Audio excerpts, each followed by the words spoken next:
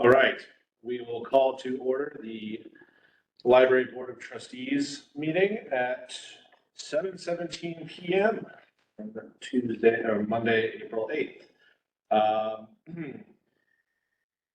We'll do roll call. Chris Rogers.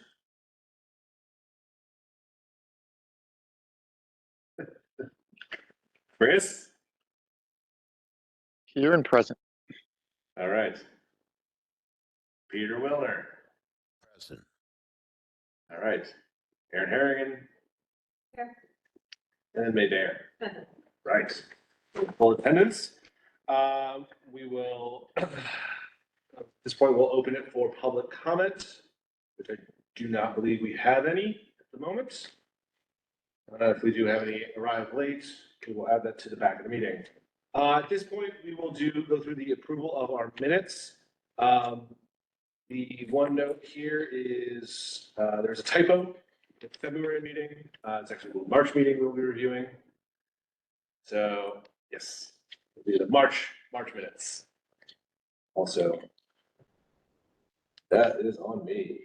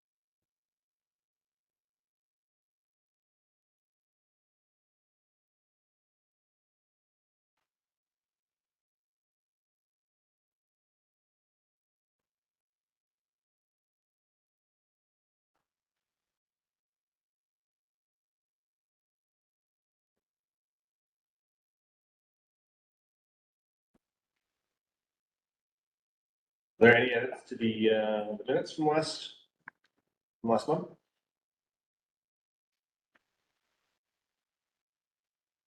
I did note one in 10B, Mr. Jerzambek is meeting. It's your name and his, so it looks like the name is Jerzambekis. No. I already made it. I made the fix. Any other edits? We have a motion to approve. So moved. I'll second. All in favor? In favor. All opposed? And so the minutes are approved. All right. With that, we now move into the chairman's report. Well, the weather's getting nicer. People are coming out. We had a wonderful event at the library yesterday. Some mini golf. A lot of people were very excited. A lot of kids running around. It's a great way. I know a lot of excitement in the community with regards to that. And as, yeah, a lot of people excited for it when it was coming up. So these are the kinds of things that always very excited to engage our community through these. So thank you to the friends for putting on such a wonderful event.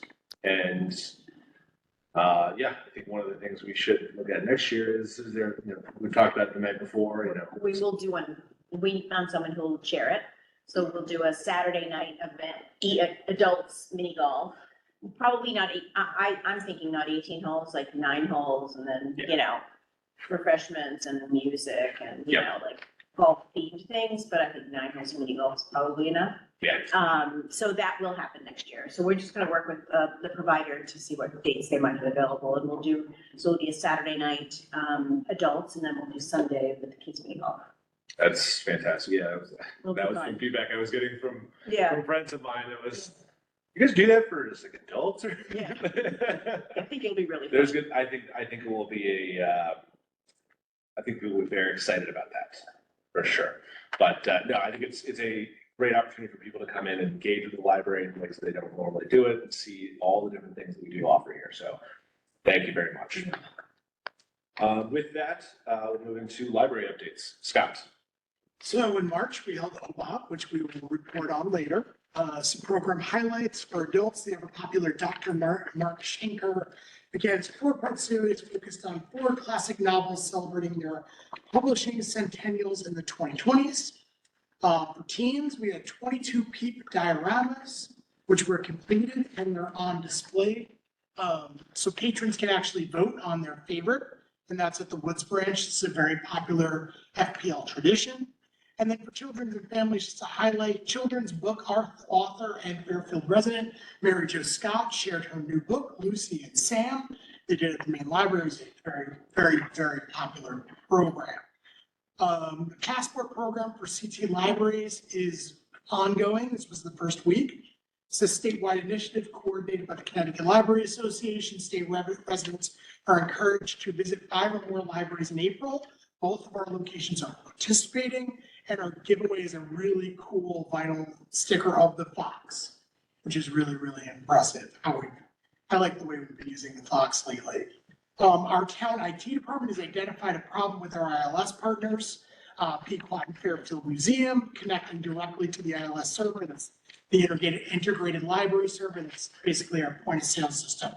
The library and our how we basically circulate books. To address this, we are moving the server from the town's network to the cloud. This is a significant project we're handling with the utmost care. However, this was kind of a shock to our partners, but we have to move it along relatively quickly because it had to do with a cybersecurity issue with the town, and understandably, the town wanted to take care of it as soon as possible. Parking continues to be a challenge for patrons, especially those attending programs. The town librarian, just on a whim, reached out to the police department, has requested library-specific street parking to be added on Old Post Road, which is currently the striped pickup and drop-off only. I'm feeling relatively positive about this. The officer in charge of parking in the town is very pro the idea. Selectman's office is very pro the idea. I think we can actually squeeze in 1 pickup drop-off and 3 one-hour parking spaces. But we'll see. I will have to, at the end of the month, another board, I will have to go before the parking board to beg them. On this side of the road? On this side of the road, so all along here. So we'll see. I'll keep everybody, it was really just like a spur of the moment thing. And I just emailed them and they were like, yeah, we think that's workable.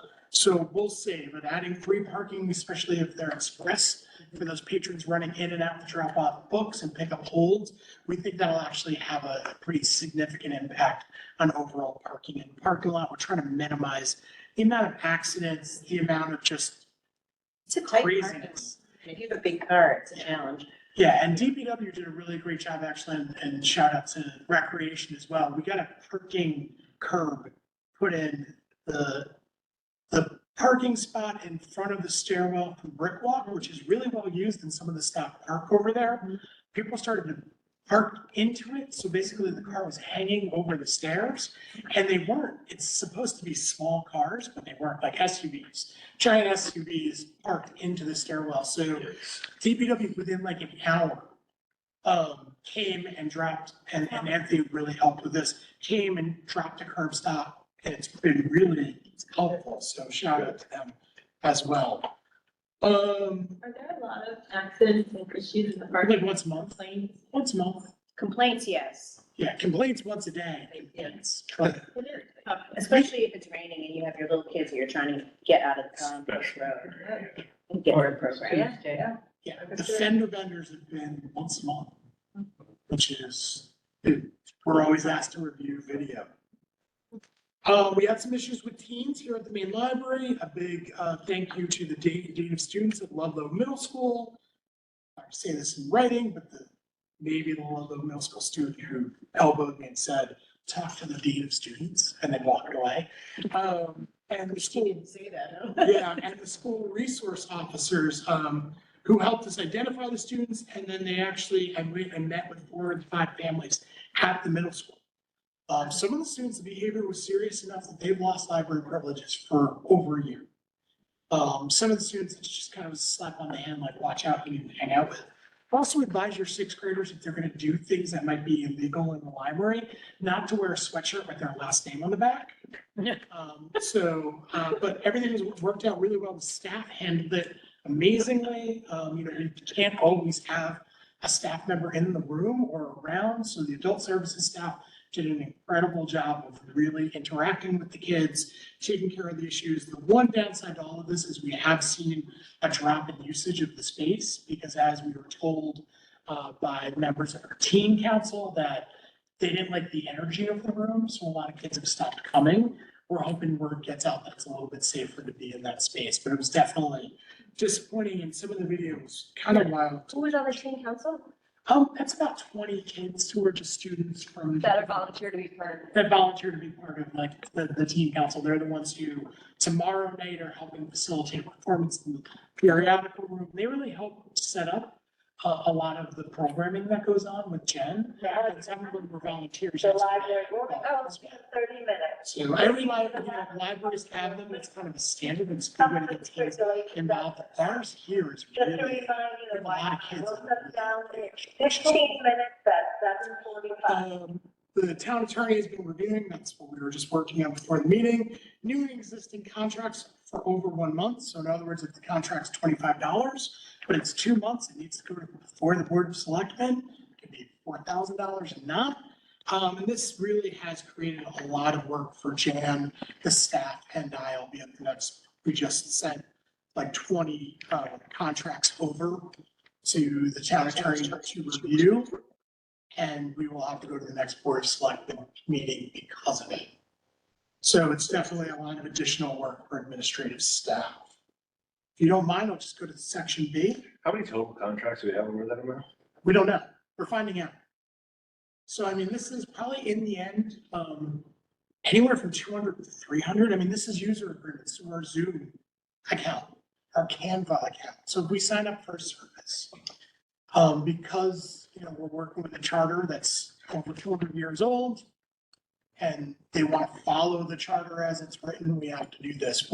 Every department is kind of dealing with this, and it's really, you just forget. Like today, I had 5 when I started the memo, and by the time Jan was done, we had close to 15. So, and it's the whole day and finding the agreements, and now the lawyer has to review them. It's not easy, and it's also means a public meeting where we're now getting questions from the public. We had someone just the other day request a bunch of information, and now we're kind of going through needing to explain to people from don't know how we handle spending now going through that process. And I do think it's going to create some questions in the future. So, section B of the 2025 municipal budget, our budget has made it past the finance board. That was a 5 to 6 hour meeting. The library didn't get touched on until 12:30 at night. I was asleep. I was in bed with my phone, watching it on YouTube. My wife's like, this is pure insanity. I tried to stay up. I stayed in Fairfield until 8 o'clock, but then I was like, I gotta get home. There was a vote brought up by the finance board to pull the teen librarian position. That failed by a vote of 5-4, which was split on party lines. A little disappointing.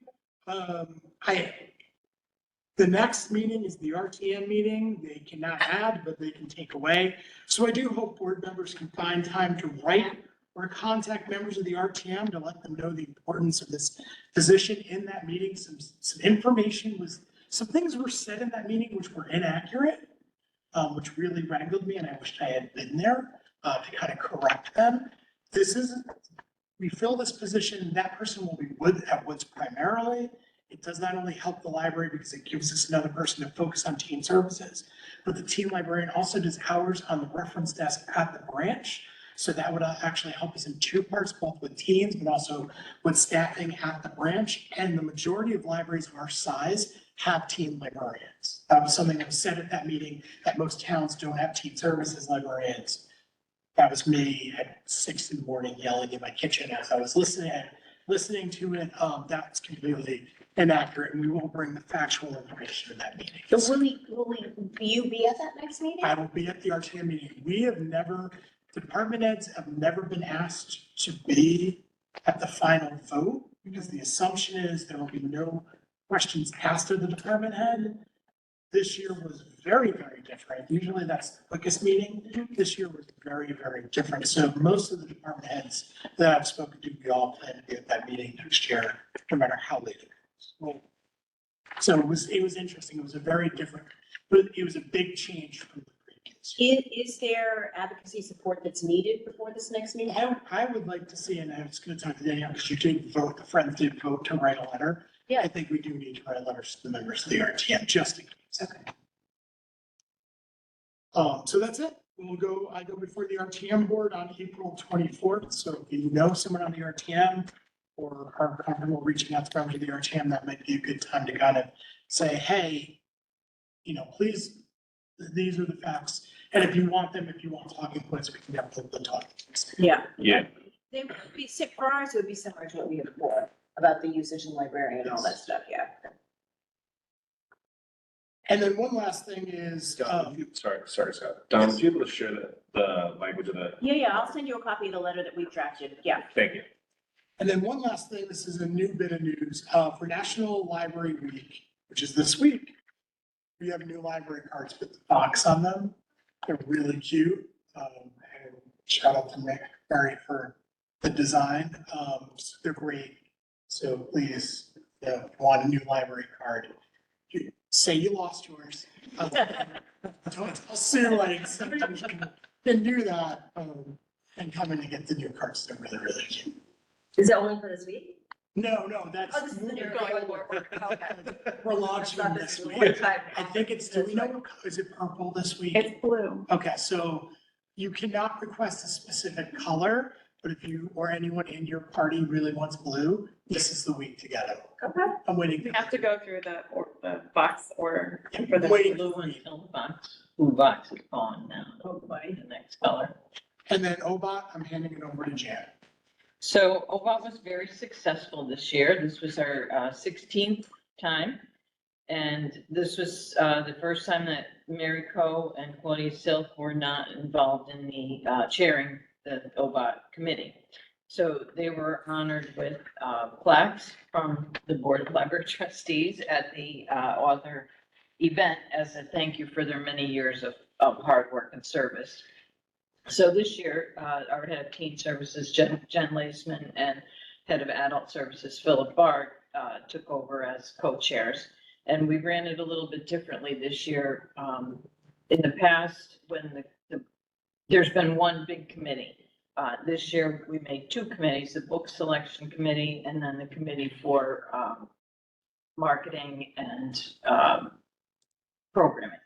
So that worked very well. There was a we asked for suggestions from staff and others and narrowed it down so that there were only less than 10 books that the committee had to read, and everybody read them all at once. And we were able to discuss it very efficiently, and it worked out very well.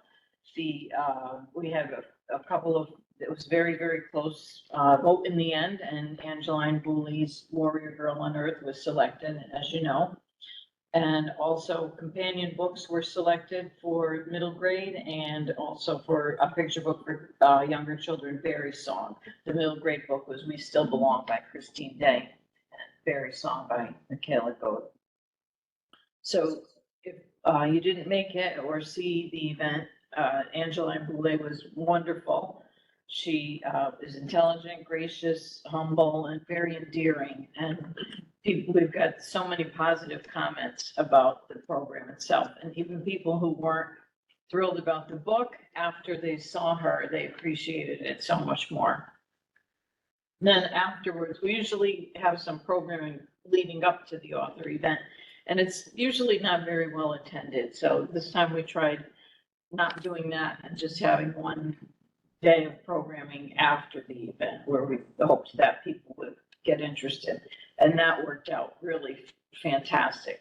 So we had, for adults, Saturday after the author event, we had a program with 5 panelists from local indigenous tribes here in Connecticut. And they talked about important issues close to their communities, and it was wonderful. There were about 70 people that came in this room, and it was almost 2 hours. They were just wrapped with attention, asked great questions, and it was wonderful. And Bill Gerber did attend the event towards the end as well. The children's program featured one of those panelists doing storytelling for children, and now had about 25 people. The author event itself at the Quick Center, we had over 400 people there. And after the event, the YouTube video of it had 240 viewers within that first 30 days, which is what we're allowed to count for the state statistic. So it was a great event, and we look forward to another one next year. That's fantastic. Great. So then next is website update, which we have Mary Mal here to walk us through. Okay. Dilda, okay. Thank you for having me. My name is Mary Mao. My official title is Municipal Web Librarian, which means I am basically means I'm the town webmaster and the library webmaster. And I also work the reference desk downstairs and do a few other things also. I wanted to present a little bit to you tonight about our new website and where we stand on that. Let's see.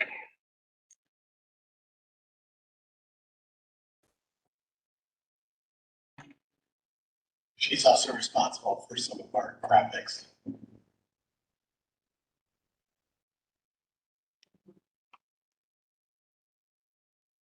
Where are we? This one? Share.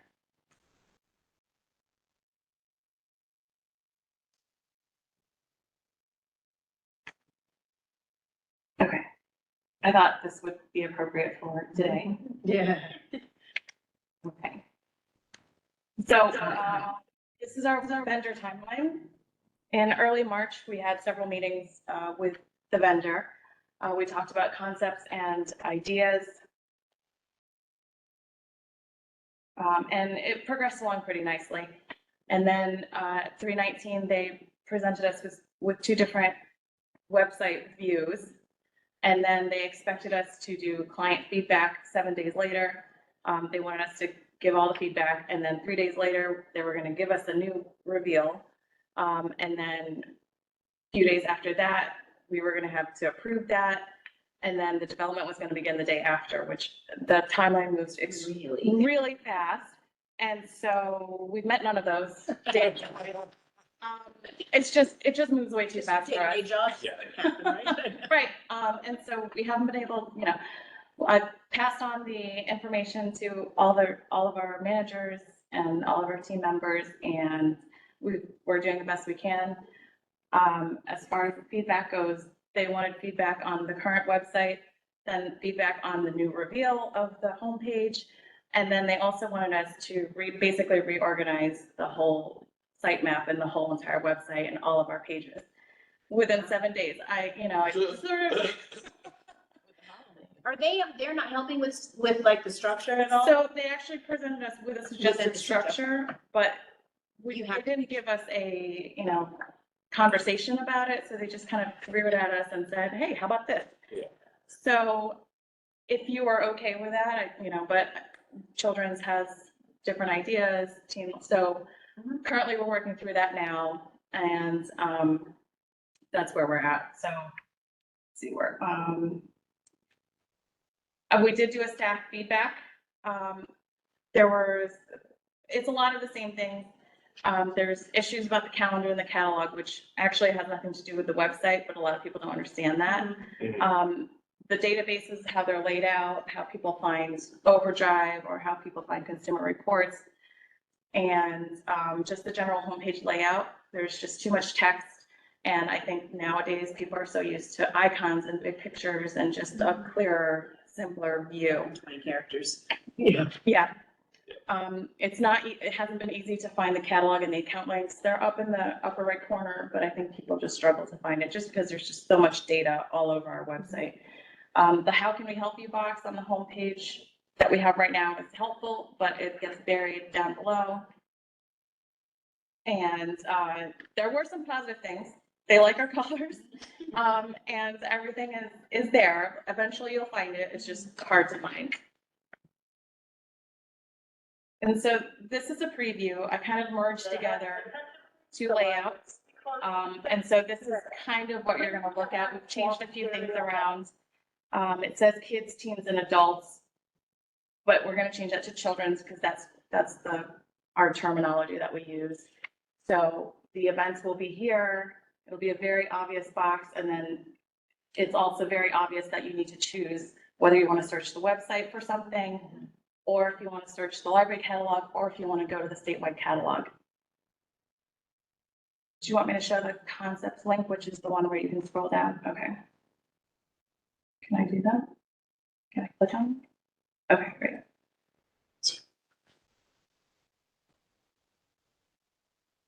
This looks different because this is the original concept design that they gave to us, but you'll get an idea. I don't know if I can zoom in a little bit more.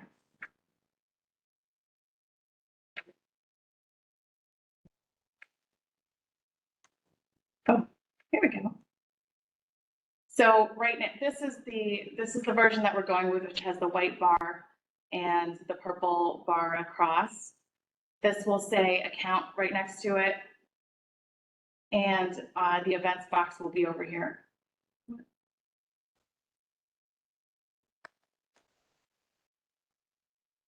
Oh, Wi-Fi. Well, it's a good thing we plugged in. Okay. So the upcoming events is going to be up here. We won't have this anymore. This "What are you looking for" box. This is our quick links. How can we help you? But we're actually going to change that, and it's going to be blocks of color, and there'll be a simplified icon. Somehow I didn't put that in. I forgot to put that in. I'm sorry.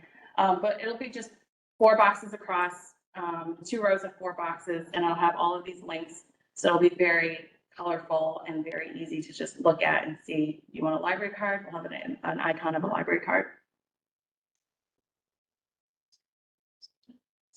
We'll have new arrivals, as always, featured e-resources. So all of our databases are going to be in block style, which I think a lot of libraries have incorporated that, and I think it works really well. It looks clean, nice and clean visually. And then we'll have a news and events section for when we have things going on. We'll have a special podcast and e-newsletter section, and then your usual footer is purple. Does it allow you, Mary, to have like a banner, a scrolling banner up top? So for instance, if you were closed today because of inclement weather, it would be something that would scroll across the top of the website.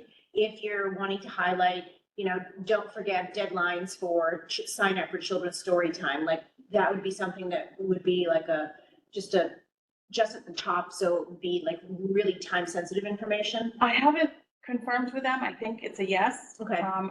I feel like that was one of our criteria that we Yeah. needed to have something obvious Yeah, that goes it across the just sort of top. scrolls across and lets people know something's there. Yeah, I think Right. that would be helpful if that's there. And we have talked about in the footer, that's where it'll be board and administration. So in the So footer, context. So So if we- someone needs to look at our policies, and Mary and I are kind of going back and forth about where our policies live and things of that nature, because I do think that might be something more appropriate on the town side of the site, but we're gonna get that figured. But it's not bad if you go down to your content, where your library policy is there, right? And the thought is it would link to the town website if you clicked on that, Yeah, rather the than have policies it. could live there. Yeah, Okay. That's kind of a conversation we've had.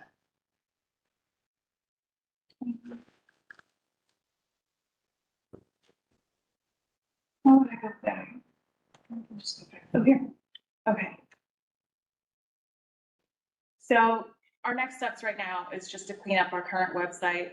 We're still discussing the site map and the structure and how we really want to present all of our data. Children and teens have given me their site map redesigns. We're still waiting for adult services, but it's We met a lot. today. Oh, good. There's a lot of conversation.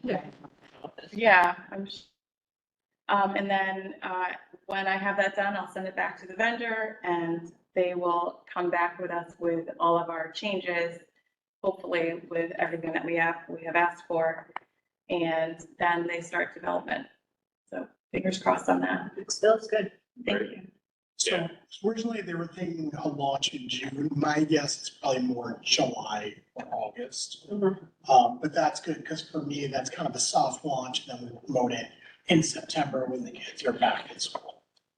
Yeah, so nothing new for people to get through the busy summer season. Yeah, that was Something new when when we're a little slower and it's more routine. If we could do it in August when summer reading is winding down, to me, that would be ideal. I think we want to get it out to the books Yeah. for August, so there's no way to push it forward. But we are the customer. Thank you. Thanks, Mary. That's wonderful. Thank you. Thank you. All right. All right, then moving into our committee and liaison reports. So first up is the fundraising committee. Peter, the update to share, I don't believe so, but you're on mute. Okay, can you hear me now? Okay, great. Well, we haven't met as yet, primarily because the Friends have been involved in their various fundraising activities, especially the golf game. But Scott and I spoke earlier today, and we're going to now put together this meeting as soon as Scott can get us all to agree on some calendar date that will be available. Anything else, Scott? We did give the sign in to Donna and Danielle, and I don't know if you guys have signed in, but Danielle had her surgery, so we Yeah. probably, no, I haven't had an opportunity to look into it. The next couple of weeks are busy for me and then my schedule, clears up quite some. So, yeah. That's my next thing. Okay.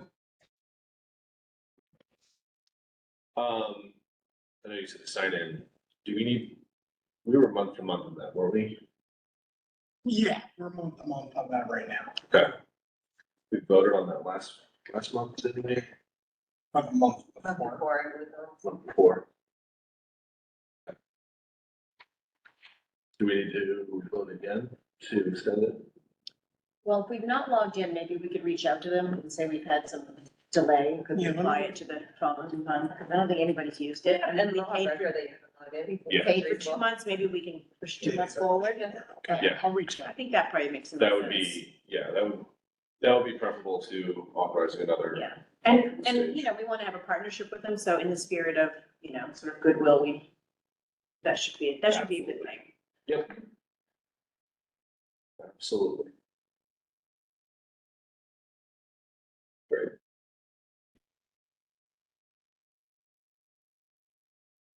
Yeah, Scott, just let us know Okay. what you hear I'll reach back. out to them.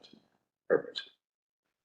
The ad hoc building committee, did not have a chance to meet, but we're next, we are at Woods again next month. No, we're Maine next month. So when are we back at Woods? Month after that. Yeah. Just June. June. June. Yeah, so we'll reconnect. Schedules are always quite difficult, as Peter has mentioned. But we'll try to find some time to get over there next. Just, you know, to set up a call and discuss what we want to look at for this, because ultimately we need to make a decision on sort of next steps. I think now that we're getting closer to wrapping up the website, this would be our next big project. So starting to put some plans together around that. But that's all we have to share out for the moment. Now, Donna, I'll turn it over to you for the Friends update. Yeah, so mini golf was a great success. We don't have a total tally, but we did have over $4,000 of sponsorship for this event, which is always nice. And then we had lots of families, you know, a lot of, you know, families coming in, $20 at a pop. And we usually, as always, see lots of small children and a lot of dads. So a lot of dads who are here for probably, you know, the first or second, maybe third time with their kids, which is always fun to see. So it's something interesting for them.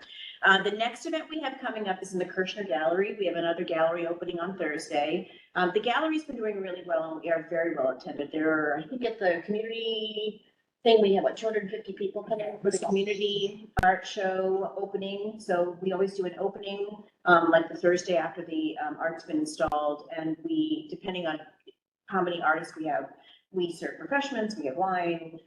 We ask them to give a little talk about what it is that they do. And we've actually sold quite a bit of art. So we're becoming fairly well known among the artists in the area. And we are booked, the gallery is booked through the middle of 2025. Wow. So, and we do, and artists do they pay a fee to show here for us. So it's good. And what we've done is, as a nonprofit organization, we're allowed, I think, 5 days that we don't have to collect sales tax. So we are using 2 of those days for the gallery. We advertise those. So if you're going to buy, we do have a $10,000, you know, art. You can save the 6 3/4% or 6, you know. So Yeah. we do that a couple times a year. They did one at the community event to try to see if we can get some of the friends and family of the community to purchase things, and a number of pieces sold. So we'll probably wait maybe until closer to the holidays as we get something there, because you know, it's a nice savings if we can save the 6%. The gallery is getting a lot of use, and so one of the things that we may come back to the trustees with is that we have partitions that are put up, and we put we hang art on, and they're a little worse for wear. And given that it's part of the building, we're going to research other opportunities or ways that we can get some, maybe new boards, new walls, new partitions, new hanging systems, and maybe come and ask the trustees to fund that facility investment for us. We take care of everything else and the running and all of that. But given that it's the facility, we thought it might be more appropriate to use, you know, trustee money as opposed to fundraising money to fix the physical space. So in the next several months, we'll work on putting something together. It's a more formal proposal that'll really give some nice flexibility to that space. We have the Water for Elephants fundraiser that's going to be out in the big news, so that we talked about last time. So it's a 3-part fundraiser where we're doing a book and having a book discussion that Mary Coe is leading. We're going to watch the film, and then we're going to the Broadway show. And we have orchestra seats for that. And then the show we have is May 8th. We have 30 tickets that we've purchased for that. And I think to date we've sold, we put it out last week, I think we sold 9 or 10 so far. So we think that's going to be a really interesting new format of a fundraiser to tie the accessibility of the city and what culture is available to the city to the things that we can do at the library. We're finding many people some of the older ones who keep saying, we'd love to get to the city, but, there's like, how do I do? What do I do? Where do I go? So we're looking at linking in some of the museums like MoMA, the Frick Museum, when the Frick reopens again in its building. There's a wonderful book called Magnolia Palace, which is a historical novel that takes place in the Frick Museum. So, Fiona Davis. So looking at those things, which will help us to strengthen the community that we bring in and bring probably a different set of people who just don't want to come and do a book club, but they want something a little bit more interactive. Jen Butler's fashion show is on Sunday, April 28th. We have another Soundwaves concert that's coming up, and then the literary luncheon is going to be on May 31st at Patterson. And then yesterday, just as an aside, we talked about, sponsorships and partnerships. Somebody who is a parent at St. Thomas. St. Thomas apparently has, I know it's only a middle school, it's up to middle school, but they have a golf team. And so she thought this was a great event. They want to work with us next year to have them volunteer and to maybe market it. So they're really looking to get involved with the community, and given that it's a school and we have a library, I think it opens lots of nice sort of cross-pollination. So we'll probably, in the near future, try to meet with her and see what kinds of things, if we can get St. Thomas to link with us via library programs, maybe sponsorships, maybe, extra money to come in for certain events. It was all Fairfield prep guys. We had the prep guys. So, we have had Students. honestly, like, Jen Hinkle did the volunteers for us, so we know prep, the kids have to do volunteer Got work. And then we also had the Key Club from Fairfield, Ludlow, and the Key Club are the kids who are when you're on honor roll, you have to do so much Oh, volunteering. got it. And the other organization that helps us is called Say So, and it's Student Athlete something or other organization, and that's a parent-child. So when you get the daughter, the mom comes and volunteers. When you Yeah, get that the was son, surprising. yeah, you get the dad. So when we do the food truck festival and we have to move all that stuff down at the beach, like you get all the football players and their dads that come and do all this, and it's an easy check for volunteer hours for them. So we've done a nice job. Prep, I used to do all the volunteers, and Prep was never good about sending kids, but Jen she knows the guy. He moved from a school that she knew him at, and now he's doing all manages the volunteers for Prep. Volunteers were engaged. They're like cheering the kids on. It was cute. Yeah. So it's really been fabulous. So we have a nice network of those. So when we do things that require lots of manpower, like we have a book sale actually that's coming up the 24th, I think. Or no, it's the last weekend of April. The big book sale is the last weekend in April, I think. Or 26, yes.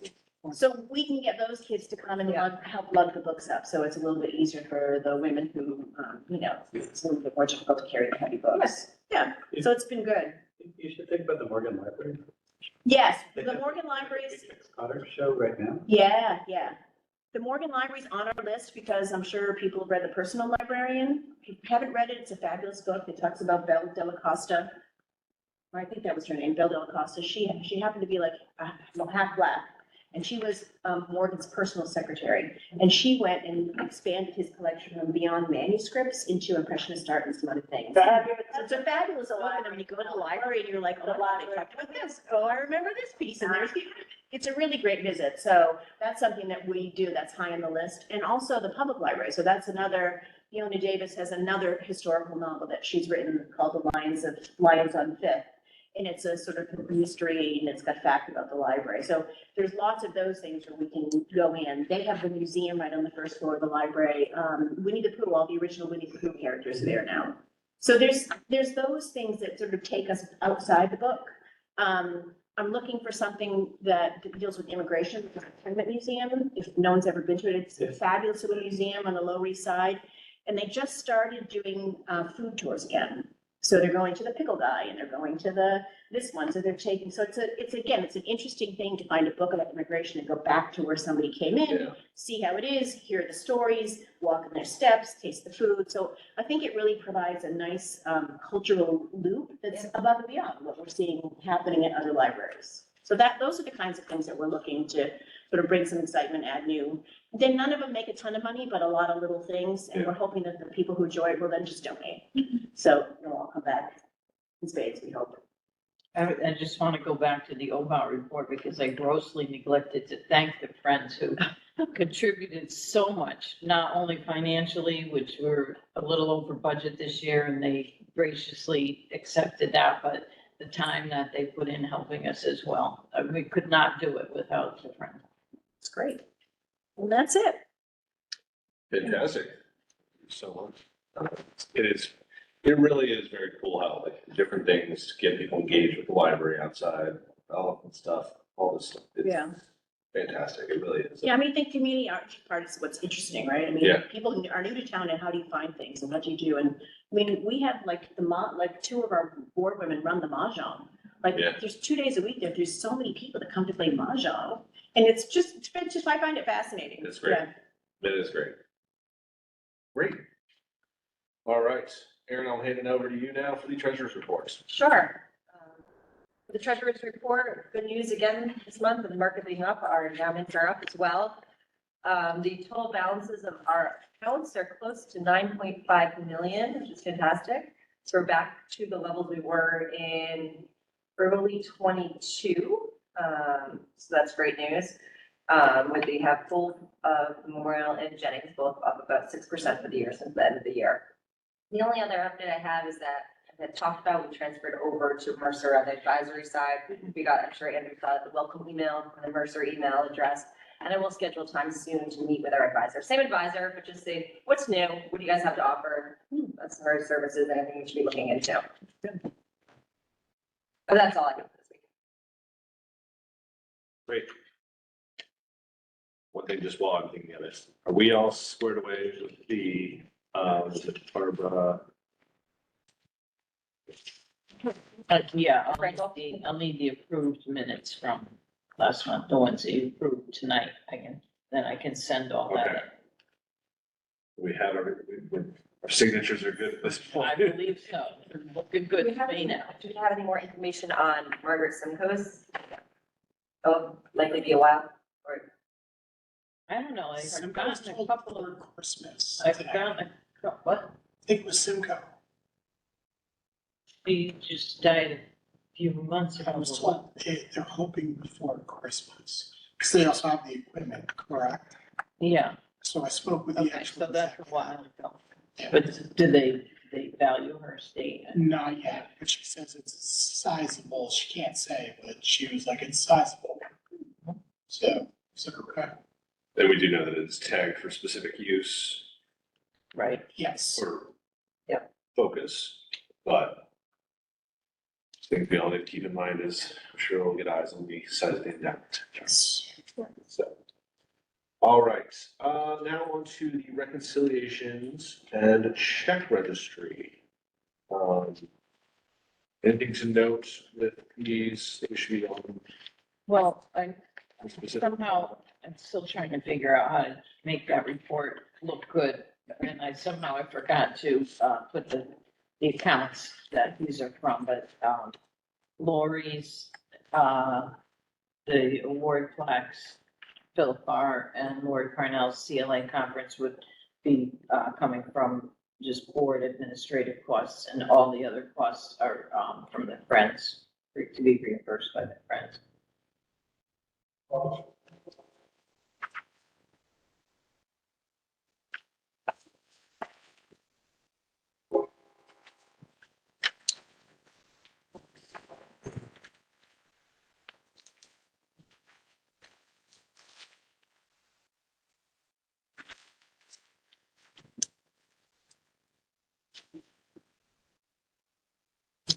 Scott, remind me or Jan, on here, it's listed as type expense, that's on this one, it says expense, is that with debit card? Yes. Okay. Yes. So those were, things that were related to OBOT or, programming that the Friends would be reimbursing. And so the foundation centers there. ACLB is the Library Board Association. Amazon, I think, is folks specific. Program supplies, Yeah. summer reading or team. As well as my finding. Anne Wright is the. Yeah, that's a check, but Anne Wright, just if you don't know, she does our job coaching. Mark does our first Friday piano, which I get a compliment, I think. Every few weeks, I get a compliment about Mark. Mary Jo, we'll get reimbursed for that. We all know Lori.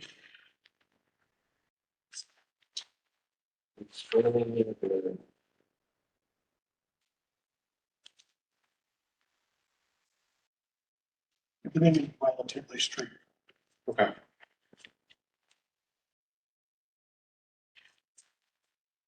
And it's always important for board members to remember that we act as a pass-through. So if our friends board has agreed to vote on something, instead of us constantly going itemized to them, what we do is we pay for it with the trustee money and they go reimbursed by the board Yep. as soon as it's received. That's making sure we're doing our due diligence. I love it. All right. We did the proposed motion on this one, the recommended motion. Oh, sorry. That's all right. So we'll make a motion. So move to approve the reconciliation check registry. We have a second? Second. All in favor? Aye. Aye. All right, that is everyone. And then So they are check to be approved, is that a separate motion? No, it's the check registry. Oh. Yes, it is. It should be two different. It is two different motions, yes. No, the registry, this is the registry, you approve the registry, you approve the checks to be cut. Yes. Should I read it? You can do another motion if you want to say it, approve the check to propose or make a motion to approve the proposed checks. So that was for the reconciliation. That was, yes, this is approving the check registry and the reconciliation, so no issues here, we're not raising this to the library, say, yeah, any issue, it's approved, we're all good with this, now we're giving the check cut. Okay, so now I so move to approve the check registry. Checks to be, Checks checks to to, the checks to be- proposed checks. proposed check. I'll second. All right, all in favor? Aye. No opposed. The checks are approved as well. We will remember to put them in the month.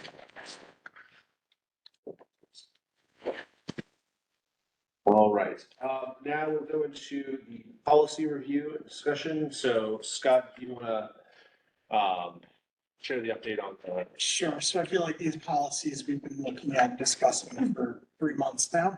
So we are punting children's and teen spaces till next month. I'm actually going to request that the town attorney be present to discuss their concerns. We're asking you to look this policy over. It pertains to the appropriate ages for particular areas of the library. Town attorney has some concerns and I'm waiting for further clarification. We are within our legal rights to restrict use by minors. However, the attorney does not believe we have the same authority to do so for adults. So what does this mean? We can tell a kid that's 12, they can't be in the children's room, they have to go to the teen room. We cannot tell an adult who's 44 that they can't be in the children's room and go into the adult room. So he has a long explanation on this and what could happen, because that is a lawyer's job, tell us what could happen if we are to pass this policy. It's currently the standing policy. And it's been the standing policy for some time now. So I'm asking for him to at least come to a meeting. Can we do a quick canvas of like Westport and We did. whatever, and We do did. they have a similar Yes. policy? Yes. Okay. So because it surprised me because in New York, this was a no-brainer. Yeah, In New York, there's actually a clause in the state law that allows this. However, there is not one in the Connecticut. interested? But I am not a lawyer, I'm just the brother of one, and so I would rather have the attorney present to explain themselves. Ditto. Yeah, that that'd be great to have here. We can ask questions of it. In common we've had in the past. One thing while I'm thinking about it, Scott, obviously we have multiple policy. Feels like there's been some moving pieces with especially the children's, service to minors, things like that. If for next month, just sharing a list of all of our policies. Let's put it in rank order. Yeah. It's just one of those things that can kind of, just keep us mindful of what we're reviewing, what relates to. You think about it, it's like, in isolation, it's one thing, but speaking to them obviously we're trying to limit how many we want, but we don't want to go over be too aggressive in the moving policies, but also understanding what they do relate to. So I think that would be helpful for us to have kind of a record of where we Yeah, are. we have an unofficial schedule that we use to Yep. inform the agenda, but what we can do is share that out and just kind of give plain language to. This is what really this policy speaks to, which is how old you can be in the children's room, or whether or not you can move furniture around or things of that nature. Yeah, I think that's something that will help us as we look at the language in some of these, particularly with the town attorney is going to be there next month. Then we can answer questions as we need to and see how they may relate to other policies. We don't want to be contradictory, especially with the new town attorney since the last time we reviewed some of these. So just something to keep in mind. But I think that'll be helpful for our discussion next month. Can I make a comment on the second bullet? I know this might not even be relevant as we have discussed it with an attorney. The second bullet under designated children's spaces, it just reads a little odd to me.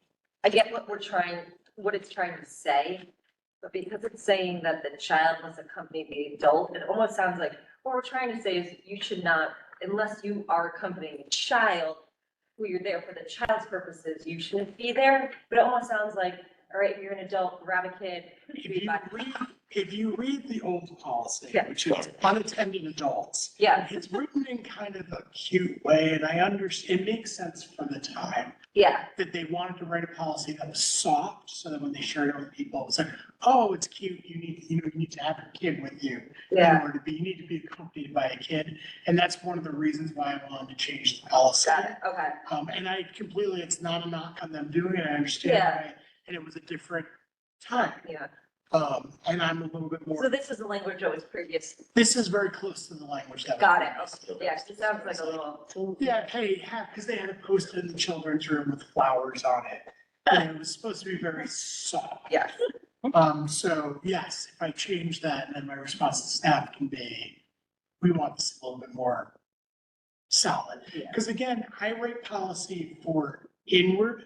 So in other words, when I write policy, it's for board members, stakeholders, and staff to read and then be able to translate. Yep.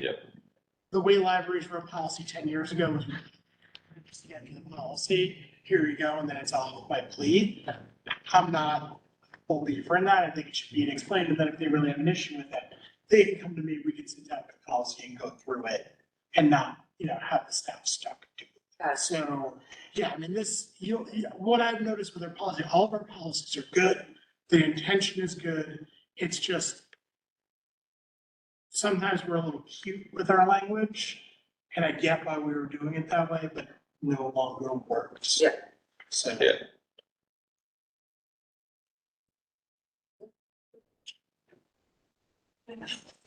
Ah. Third, fourth, okay, I forgot, yeah.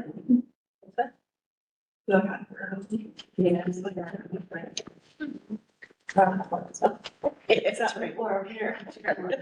She goes down. So we will table this one. We'll That's revisit this next month. And then moving on to policies, we started discussing last month. The unattended child policy and the service to minors policy. Scott, any meaningful changes since what we looked at? Yes. Blessed by the town attorney. Yep. So, and again, it's set up so that you send the original policy, which is the unattended child policy. For 3 seconds, we're in danger because there's no policy, and then you vote in a new policy, which is just basically. And what's good about this is it also speaks to what teens can do as well, what services we provide to teens and what may happen if they're in the library and they can't follow policy.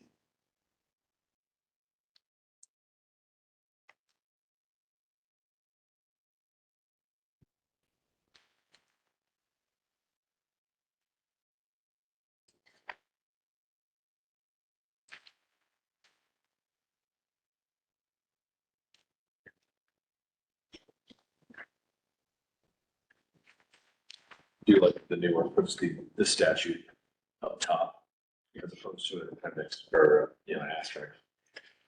Footnote. Any questions with regards to either of these documents, what we are intending to do with regards to this? Yeah, but I actually have a question on this because I was here today with my son just for a few minutes. And I noticed someone was doing this and I'm guilty of it all the time. Do we have anything that allows a librarian to really tell a parent? I just noticed there was someone that was just completely, clearly with a child, but just 100% on their phone. Like, how is a librarian supposed to, and I'm guilty of it as well. Yeah. Like, how is that you noticed there wasn't a child around this person at all? I'm sure she was with a kid in the children's section. It's, one of our big struggles, especially with staff in the children's room, is it's, unlike many libraries, it's a destination. Yeah. So there's things to do while they're here. And we have this issue during the day with all caregivers where they're not as engaged with their children. And their children are off in the castle, sometimes causing total mayhem. And they don't realize their kid is all the way over there. I don't know if we can really say anything in policy. Yeah. But staff are empowered to walk up and say, Where's that belongs to you or? where's Yeah. your child? Mhm. And do you know what your child is doing? Do you know where your child is at? Occasionally they'll get a little bit, the caregiver gets a little defensive. Yeah. But they are empowered to do They that. are empowered. They basically, They feel it, know that they have it. they monitor. So I guess it's not necessarily just a computer or just a phone, it's anything. Yeah, They they can be monitor chatting with. chatting. I mean, chatting is like the number one thing. All of a sudden, I watched two moms, they were chatting. And all of a sudden their kid's like hanging off of something, like one of the trees. And I'm just like, I go up and I just correct the kid's behavior. And sometimes when they see it, like, children kind of guy, they're like, who's talking about? So, Did we warn against him? yes, exactly. I was in the room. Somebody had my name badge on. So like, it's kind of like one of those things where they're pretty good at it. But they do had some pretty negative interactions. There may have been a nanny fired recently because the child kind of ratted them out because they did not have control of the child. A member of the staff, two members of the staff had spoken to her, got very negative responses. I think one of the ambassadors said something to her and got a very negative response. There was a call with an apology the next day, and we do believe that the older child of the two ratted the new caregiver out about the situation. We have that problem with food. During the winter, we open up the small program room for kids because they do need a snack. They're here for a couple hours. I used to just sneak my kid goldfish and be like, no one can see this. But what we have issues with is they're not really looking for a space to have a little snack. They're looking for like a lunch room so that they can all socialize with each other. And there's some real back and forth about this. We got a lot of positive responses when we opened up that space, but then it became kind of an unattended space. The other area that they can feed their kids is the entrance over here, which is fine if you're sitting a kid down, giving them a Go-Gurt, and then like going back to the children's room. But once you get 3 adults with kids and caregivers and it kind of becomes a party, then the doors start opening and we get complaints about cold weather from both staff, patrons, and the individuals that are in there. So there's a real It's a real struggle. It is a great space. We don't want to change the fact that we're a destination for families to come and spend a lot of time. But we run into those behavior issues that we talked to we actually reach out to our peers in like the museum community. Because they have, stepping stones, they have those Yeah. types of experiences. Makes sense. We'd see it at State Museum, we'd see it all the time where all of a sudden I have 4 kids because I'm the engaged parent. Yeah. And the other parents are staring at their phone and I'm talking about giant spiders, with kids I didn't. Yes. Yeah, but it's great that you notice that because if we get complaints now, we feel a little more comfortable. The board understands, Yeah. our experience day to day.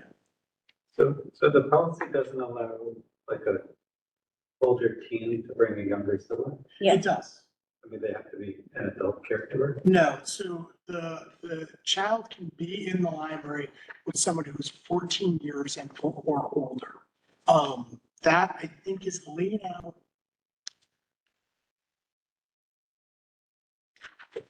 The first bullet makes it sound like. No, we talked about that. We it needs to did be talk about it. Guardian or other adult caregiver. And there's a sentence at the end of the second bullet. Exceptions to this requirement may be made during specific library programs for minors in grade 6. Yeah, so in some programs, Yeah. we do allow them to be in this room while the parents are outside. Yeah, no, but I mean, if, 16-year-old has a 9-year-old brother. Yeah, so it's 14 and older, and actually I have to look to see why that got omitted. So that's a really good question. Because I assume that's pretty common. Yes. So we can add language. There was language in here. Because that was discussion. Yeah, we had discussed that. We discussed it in policy. Oh, no.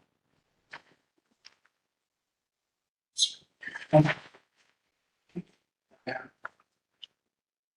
6th grade, didn't we say 6th grade or was it? yeah, no, it was 14. Yeah. We did ages and under. Yeah.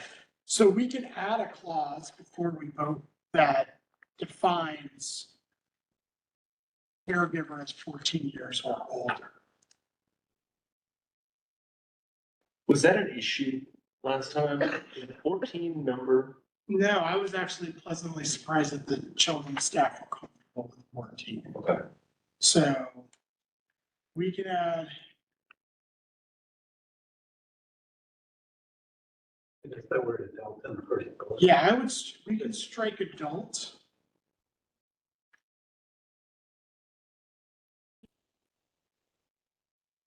I would go with 2 of these. Why don't you say, or caregiver over 14 years old, just get the other adult. Right? Age 14 or older. Yeah. Caregiver. Library users under the age of 12 must be accompanied by a parent, guardian, or other caregiver aged 14 or older. Responsible for the children's safety and behavior while on library premises. Okay.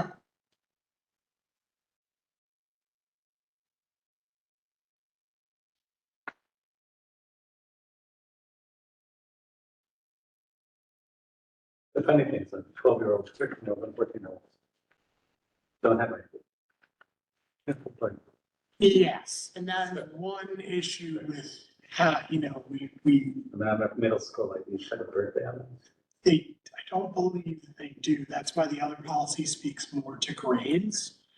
I will tell you, however, when we ask a name, we can look at the library card and it has the age there. And it seems like in many ways, the intent is to let the parent know. Yes. That you can't, especially when there's a concern about what their younger child is reviewing in the library, and we say they have to be accompanied.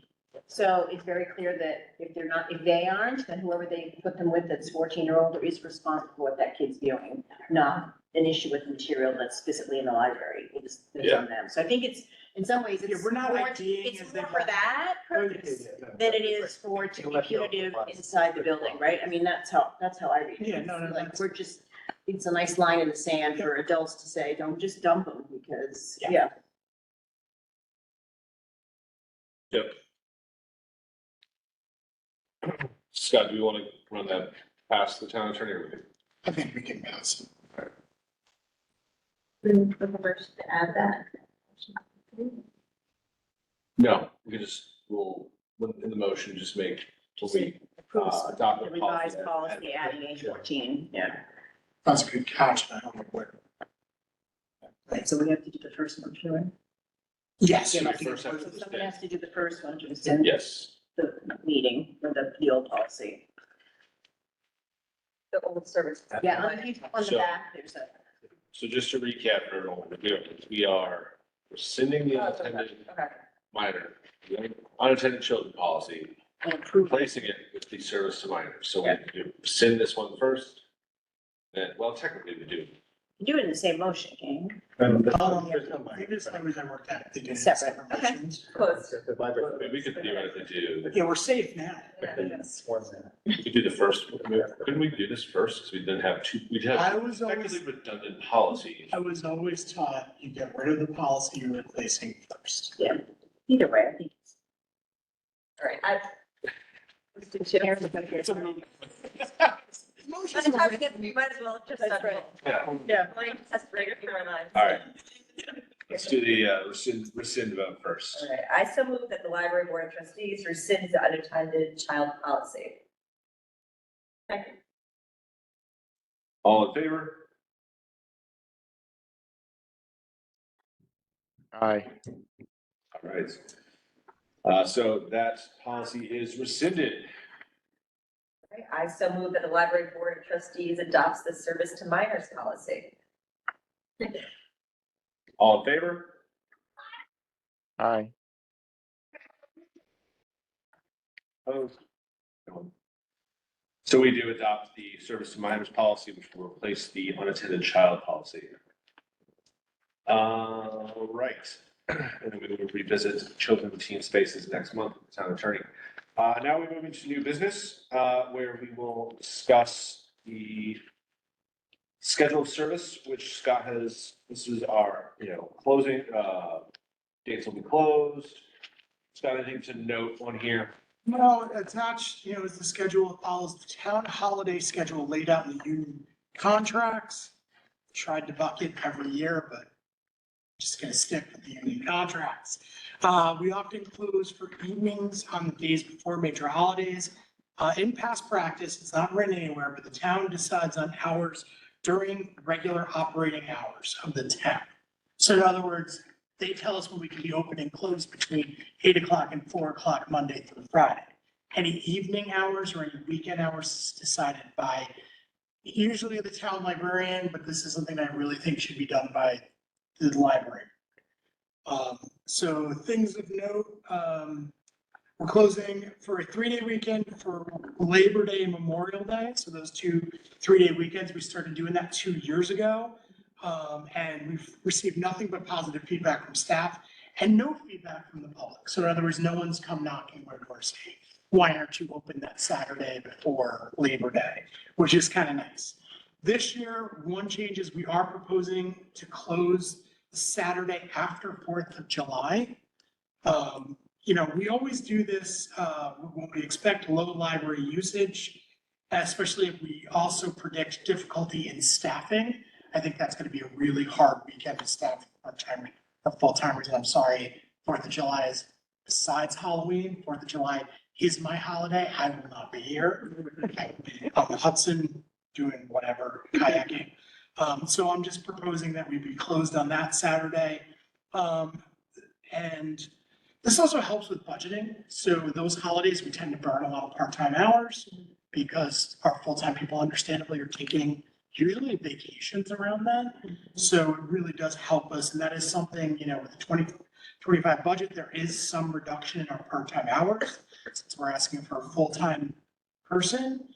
So I know Jan, every time it comes up, is very nervous about it.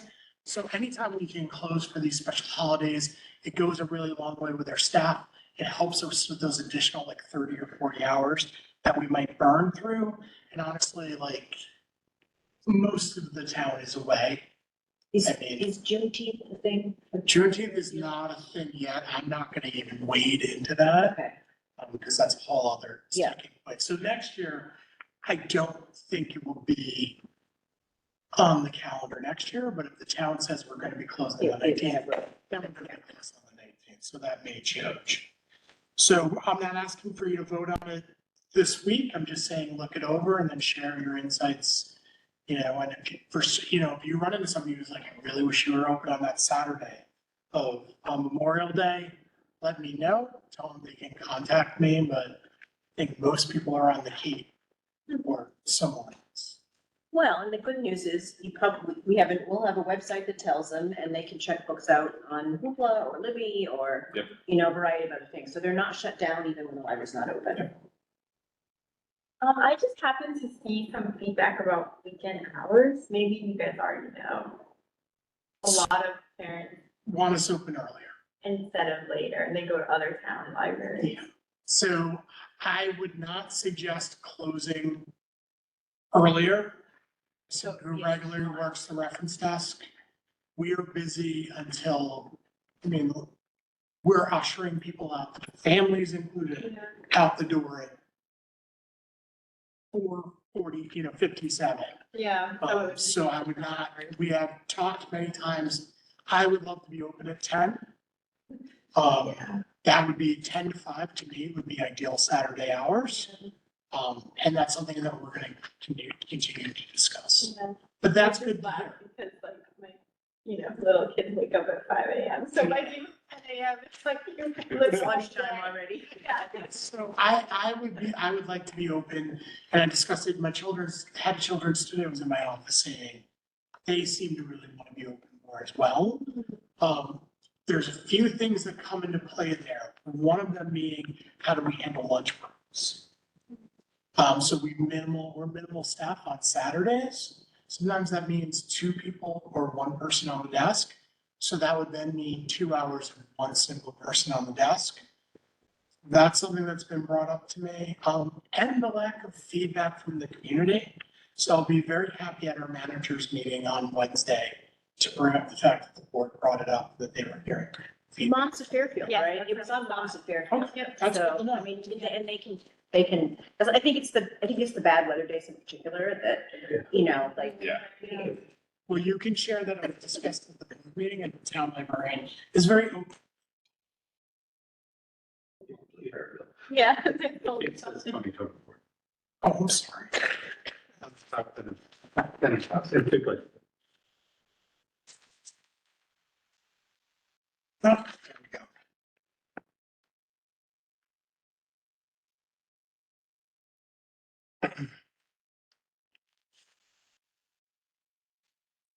So with the corrected dates, they'll be brought to the next meeting, and we will have a discussion with the staff about Saturdays.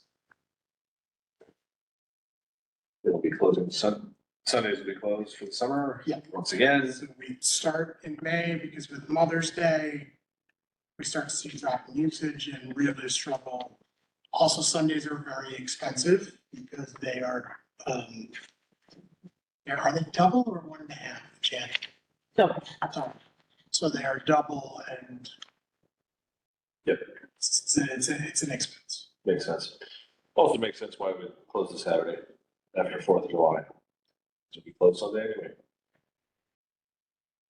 Before we get into the next item on new business, which will require us to do an executive session, one thing we did forget to include on here, Scott, strategic plan, review it. Similar to what we've done with the policies, we'll review the strategic plan next month. Discuss whether or not we want to renew for another year, extend it for another year. We can do that next month. I will make a note. So calling it out to you as well, so that we both are aware. All right. So the next item is a new trustee search. We are actually discussing both the open seat from Jill's departure, as well as planning for the replacement beginning planning for Chris's replacement, as this is his, what's one more than penultimate? Yeah. Penultimate. But Chris's term is up at the end of June, so we need to begin that search now. So with that, I would like to make a motion to enter into executive session. Second. Second. All in favor? Aye. With that, we will pause the recording and go into executive session. See you guys later. Thank you, everyone. So we've just come out of executive session. Do we have a motion to adjourn the meeting? I will make a motion to adjourn the meeting. Thanks. So. All in favor? Second. Aye. All right. Opposed? So we'll adjourn the meeting at 8:47 PM. Thank you, everyone. We'll see you in a month.